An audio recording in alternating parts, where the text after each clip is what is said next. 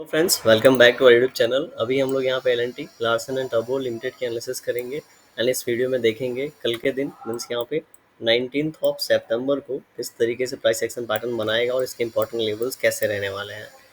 तो हम लोगों ने कल डिस्कस किया था, आपको याद होगा मैंने बताया था कि यहाँ पे जिस तरीके से हाई अगर ब्रेकआउट होता है तो इन लेवल्स को हम लोग एक बार रीटेस्ट कर सकते हैं।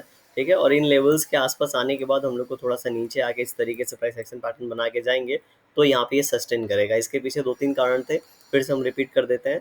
क्योंकि अगर देखेंगे तो बाइंग किस लेवल से हो रहा है, तो बाइंग 3500 के लेवल्स के आसपास से हो रहा है। आज के दिन इसने लगभग लगभग 3762 यहाँ पे टच कर दिया है। तो पिछले 4-5 सेशन में ये वन वे डायरेक्शनल मोमेंटम किया है। ठीक है, अब कोई भी share one way directional momentum करता है तो वहाँ पे उसको हॉल्ट करना चाहिए। क्यों? क्योंकि अगर कोई भी शेयर इस तरीके से मोमेंटम करके ऊपर तो जा नहीं सकता, इसको कहीं ना कहीं जाके प्राइस एक्शन पैटर्न बनाना है। और प्राइस एक्शन पैटर्न बनता कहाँ पे है? तो सपोर्ट एंड रेजिस्टेंस पे प्राइस एक्शन पैटर्न बनता है जनरली। यहाँ पे क्या हो रहा है, अगर आप देखेंगे तो बहुत ही अच्छे तरीके से ये इन लेवल्स के आसपास गया है। ठीक है, और इन लेवल्स को टच किया है इसने। हम लोगों ने डिस्कस किया था कि ज़्यादा से ज़्यादा ये इस गैप को फिल करेगा एंड उसके बाद हम लोग को सेलिंग देखने को मिलेगा।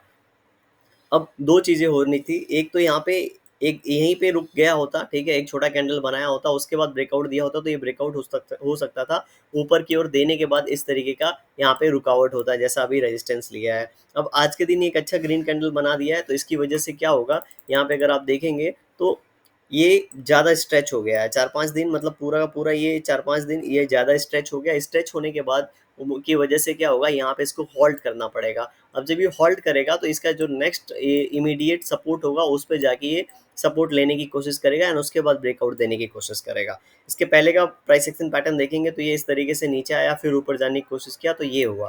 ठीक है, तो ऐसा जब भी प्राइस एक्शन पैटर्न होता है तो हम लोग जनरली क्या करते हैं, यहाँ पे inverted head and shoulder price action pattern बनाने की कोशिश करते हैं। अब जब इसका ब्रेकआउट होगा, ठीक है, जब इसका ब्रेकआउट होगा तब हम लोग को जाके ये ऊपर की ओर निकालेगा और ऊपर वाले लेवल्स हम लोग को दिखाएगा। तो उसके लिए क्या होगा, इसको यहाँ पे अभी नीचे आना पड़ेगा और नीचे आना है। ठीक है, तो हम लोग को अब ये चीज़ एग्जैक्टली 1 आवर टाइम फ्रेम पे समझ में आएगी।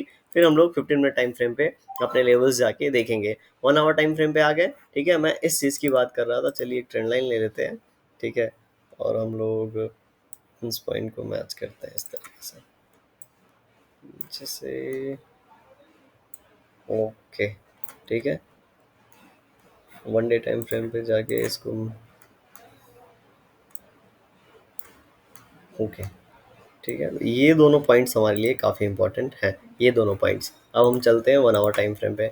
1 आवर टाइम फ्रेम पे देखेंगे तो आपको यहाँ पे देखना है। ठीक है, ये जब ऊपर से गया इस तरीके से प्राइस एक्शन पैटर्न बनाए, यहाँ पे ट्राई किया ऊपर जाने की, फिर नीचे आ गया, फिर अगेन इस तरीके से ऊपर जा रहा है। अब ये जब नीचे आके इस चीज़ को ब्रेकआउट करेगा। ठीक है, अब ये लेवल यहाँ पे क्यों आ रहा है? ठीक है, अगर देखेंगे इस ट्रेंड लाइन पे कहाँ आ रहा है, पीछे जाइए। अगर आप पीछे जाके यहाँ पे देखेंगे तो आपको समझ में आएगा कि इस लेवल के आसपास से क्या हुआ था, ये लेवल है। ठीक है, अब इसी के आसपास कहीं ट्रेंड लाइन आ रही है एग्जैक्ट बिल्कुल लेवल टू लेवल। कभी भी कोई भी शेयर वर्क नहीं करता। बहुत कम शेयर होते हैं जो ऐसे बिल्कुल लेवल को टच करके ऊपर नीचे होते हैं। अदरवाइज इस तरीके का प्राइस एक्शन पैटर्न कहीं ना कहीं आपको देखने को मिलेगा। ठीक है, अब यहाँ से क्या हुआ था, गैप डाउन ओपनिंग हुआ था। गैप डाउन ओपनिंग होने के कारण हम सभी को पता है ये लेवल एक रेजिस्टेंस की तरह काम करेगा। जब ऊपर जाएगा तो यहाँ पे रेजिस्टेंस की तरह काम करेगा। अभी यहाँ पे क्या हो रहा है, एग्जैक्ट आज का अगर लेवल देखेंगे तो इन लेवल्स के आसपास ही है। मैं इसे डिलीट कर देता हूँ। अगर आज का लेवल आप देखेंगे, ठीक है, तो अभी जो हमने यहाँ पे ट्रेंड लाइन ड्रॉ की थी बिल्कुल उसके आसपास ही ये वाला लेवल्स हम लोग को दिख रहा है। तो इसी वजह से यहाँ से रेजिस्टेंस मिलेगा।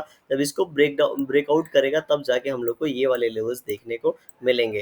ठीक है, तो तब हम लोग को एक प्राइस एक्शन पैटर्न ऊपर की ओर देखने को मिलेगा। इसके लिए नीचे आना चाहिए इसको। आज यहाँ पे नीचे आया है और अभी हम बात कर रहे थे कि नीचे कितना आएगा। ठीक है, तो अगर पीछे का अगर आप सपोर्ट जाके इसका देखते हैं तो ये वाला जो लेवल है, इस लेवल के आसपास क्या हुआ है। ठीक है, यहाँ पे 3-4 कैंडल एक पास टाइम स्पेंड किया और यहाँ पे इनसाइड कैंडल देके ब्रेकआउट दिया है। ठीक है, तो इसका ब्रेकआउट लेवल इंपॉर्टेंट है एंड ये जहाँ से स्टार्टिंग हुई है दोनों लेवल इंपॉर्टेंट है। तो आज के दिन यहाँ से हाई ब्रेक करके ऊपर की ओर जाने की कोशिश किया है, बहुत ज़्यादा स्ट्रेच हो गया है। तो यहाँ पे थोड़ा सा इसको इस तरीके से फ्लैग बनाने देते हैं। जब फ्लैग का ब्रेकआउट होगा ऊपर की ओर, ठीक है, तो ये वाला जो हम लोग प्राइस एक्शन पैटर्न यहाँ पे सोच रहे थे, ये प्राइस एक्शन पैटर्न भी कहीं ना कहीं हमारे लिए कंफर्म हो जाएगा। ठीक है, और यहाँ से ब्रेकआउट होगा तो हम लोग इस लेवल 3840 वाले लेवल्स के लिए, 3820 वाले लेवल्स के लिए कुछ सोच पाएंगे। अब हम लोग चलते हैं 15 मिनट टाइम फ्रेम पे एंड देखते हैं कल के दिन किस तरीके से इसमें प्राइस एक्शन पैटर्न बन सकता है। तो यहाँ पे बहुत ज़्यादा स्ट्रेच हो गया। ठीक है, और यहाँ पे आफ्टरनून के बाद यहाँ पे थोड़ा सा हम लोग को सेलिंग देखने को मिला और कहीं ना कहीं प्रॉफिट बुकिंग देखने को मिला है। अब हम लोग ऊपर का स्विंग यहाँ पे मार्क कर लेते हैं 3760। अब कल के दिन थोड़ा हो सकता है इसी के अंदर टाइम स्पेंड करे, इस हाई को ब्रेकआउट ना दे। ठीक है, ये यहाँ पे एक केस बन सकता है। सेकंड केस क्या बन सकता है, इसका ब्रेकआउट दे दे तो बहुत ज़्यादा नीचे जाएगा, ये थर्ड केस की प्रोबेबिलिटी बहुत कम है। सबसे ज़्यादा प्रोबेबिलिटी है इसके अंदर टाइम स्पेंड करने की। ठीक है, तो ये सबसे ज़्यादा प्रोबेबिलिटी है इसके अंदर टाइम स्पेंड करने की, तो इसके अंदर टाइम स्पेंड कर रहा है तो नीचे हमारे पास लेवल है 3680 तक का, ऊपर लेवल है 3760 तक का।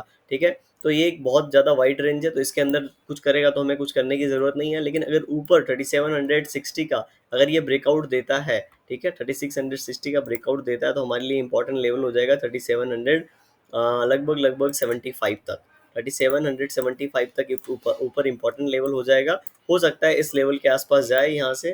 ठीक है, हो सकता है इस लेवल के आसपास जाए, फिर से यहाँ से रिजेक्शन ले और उसके बाद जाके उसको ब्रेकआउट दे। और अभी नीचे की हम लोग बात नहीं करेंगे। तो इस तरीके से यहाँ पे प्राइस एक्शन पैटर्न बन सकता है। वीडियो पसंद आया हो तो लाइक ज़रूर करिएगा, चैनल पे नए होंगे सब्सक्राइब कर सकते हैं। Thank you for watching this video.